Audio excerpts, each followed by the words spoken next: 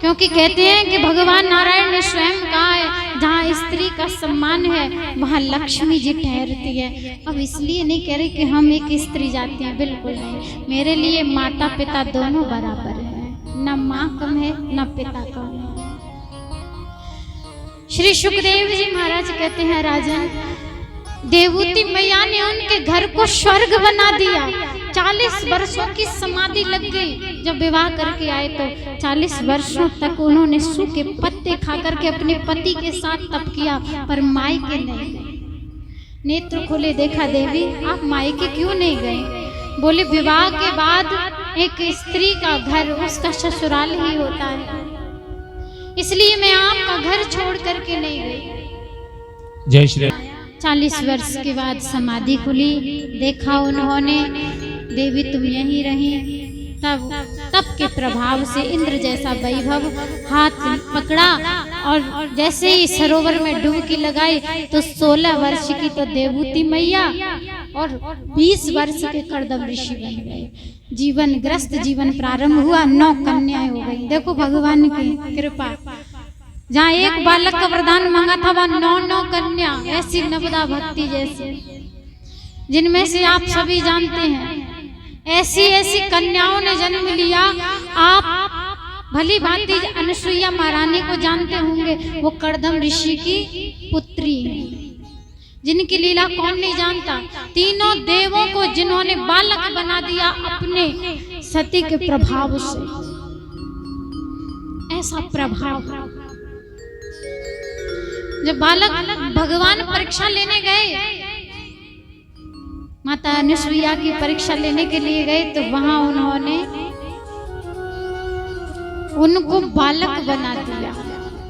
तीनों देवियां घबरा गई, हमारे पति वापस करो, रोते हुए। तब उन्होंने वापस किए उनके पति। तब दत्तात्रेय महाराज का प्रागट्य हुआ। बहुत सुंदर कथा है। मां अनुसुईया की ऐसी ऐसी 9 कन्याओं ने जन्म लिया। बाद में कपिल भगवान का जन्म हुआ। आइए भगवान का बोलिए कपिल भगवान की। कपिल भगवान का जन्म हुआ। जन्म जैसे ही हुआ पिताजी ने दर्शन किया, वन की ओर चले गए। बड़े होने लगे तब उन्होंने व्यास मंच पर अपने छोटे से कपिल भगवान को बिठाया। माँ देवूती कपिल संवाद बड़ा सुंदर है। कहते हैं कि माँ ने पूछा पुत्र मनुष्य के जीवन में सुख कब है? बोले माँ मनुष्य के जीवन में कभी सुख नहीं है, ना तो जन्म ले तो गर्भ में सुख है। सोचे ना, गर्भ में जब शिशु होता है ना तो उसकी बराबर पीड़ा और संसार में कहीं नहीं है। शिशु जब गर्भ में होता है, बैतरणी नदी कहाँ है? माँ के गर्भ में। उल्टा 9 महीने लटका रहता है, मल मूत्र इत्यादि में पड़ा रहता है। 9 महीने तक अंध कुएं में, उसके कोई सुनने वाला नहीं है। माँ तीखा खा ले, माँ गरम खा ले तो उसे तकलीफ होती है। माँ के जो गर्भ में पलते हैं छोटे छोटे कीटाणु, वो उसके कोमल शरीर को नोच नोच करके खाते हैं, तो वो चिल्लाता है, फड़फड़ाता है, पर सुनने वाला कोई नहीं, एक विधाता के अलावा। फिर वो गर्भ में स्तुति करता है, हे दीनानाथ बस एक बार संसार में भेज दे, तेरी भक्ति इतनी करूंगा कि मुझे दोबारा फिर तू कभी मत गर्भ में आने देना। जन्म लेता है और बाहर आते कदम रखा संसार में, गर्भ की बातें गर्भ में रखाया। जैसे हम और आप भागवत सुन करके जब जाते हैं ना घर, तो जो कथा में सुनते हैं वो पांडाल की बातें पांडाल में छोड़ करके घर चले जाते हैं। कहते हैं भागवत में क्या सुना, क्या सीखा? बोले कथा तो बहुत अच्छी चल रही है, पर बोले हमें तो अब ठीक है। क्यों ठीक है? क्योंकि पड़ोसी से बात करने से छुट्टी मिले तब तो ठीक है। और वैसे भी सावन का महीना है तो बहनें अपने अपने ससुराल से आ रही हैं, तो बहुत बहुत दिनों बाद सहेलियां मिलती हैं, तो फिर आपस में ही वार्तालाप होती है। इसलिए गर्भ का ज्ञान गर्भ में छोड़ के बाहर आता है। नाना प्रकार के रिश्ते बन जाते हैं, सुख नहीं है, बड़ा होता है, पलता है, दुखों में घिरा रहता है। धीरे धीरे जीवन खत्म होता जा रहा है। जब बुढ़ापा आता है तब उसे याद आती है कि अब भजन,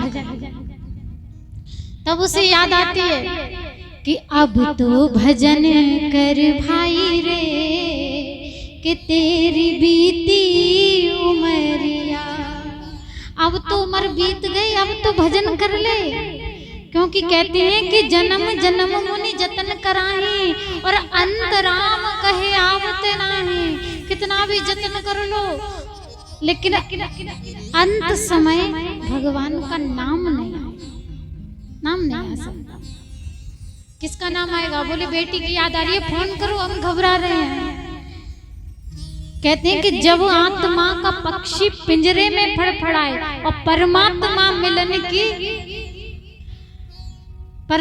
मिलन की चाहत में झटपटाए, क्योंकि यमराज खड़े रहते हैं चारों लंग, तो वो घबराता है कहे पर नाम नहीं लेगा भगवान का।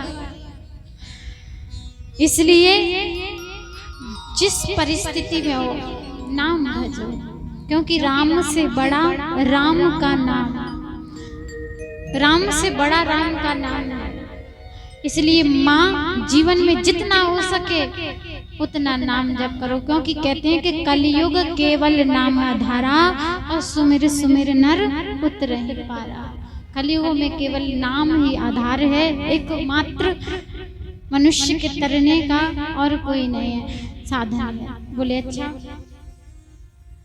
बोले माँ यदि भक्ति करनी है तो अपनी दृष्टि ऐसी बना लो कि सिया राम मैं सब जग जानी, करहूं प्रणाम जोर जुग पानी। इसलिए भगवान को प्रत्येक चीज में देखो और उन्हें प्रणाम करो।